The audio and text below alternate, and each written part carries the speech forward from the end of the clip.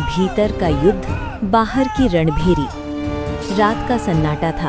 राजमहल के ऊंचे स्तंभों के बीच से गुजरती हवा मानो कोई गुप्त संदेश फुसफुसा रही थी। युद्ध आने वाला है। दो राज्य, एक टकराव। सूर्यगढ़, वीरों की भूमि, स्वाभिमान का प्रतीक। चंद्रकोट, समृद्धि और वैभव से भरा, पर महत्वाकांक्षा से तपता हुआ। वर्षों की शांति के बाद अब सीमाओं पर सेनाएं सजने लगी थीं, रणभेरी बजने लगी थी। सूर्यगढ़ का राजकुमार महल की प्राचीर पर खड़ा क्षितिज को देख रहा था। कल उसे सेना का नेतृत्व करना था।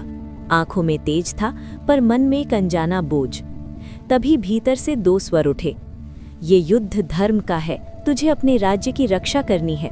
हृदय गर्व से भर गया।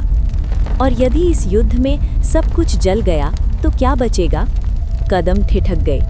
मंत्री कह रहे थे, महाराज, युद्ध आवश्यक है।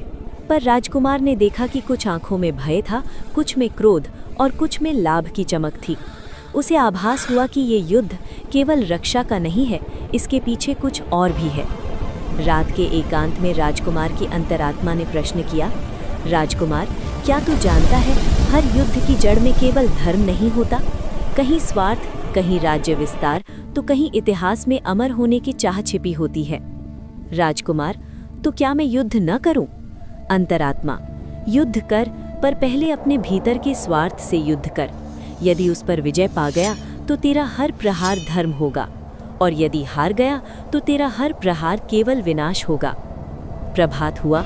सेनाएं आमने सामने थीं। राजकुमार ने तलवार उठाई, पर इस बार आंखों में क्रोध नहीं बल्कि गहरी समझ थी। वो केवल बाहरी शत्रु से नहीं, अपने भीतर के स्वार्थ से भी युद्ध कर रहा था।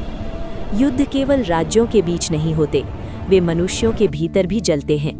जहाँ स्वार्थ जीतता है वहाँ विनाश निश्चित है।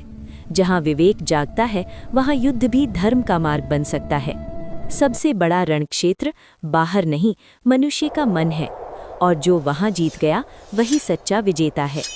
लेखक राजकुमार, सचिव विश्व समन्वय संघ।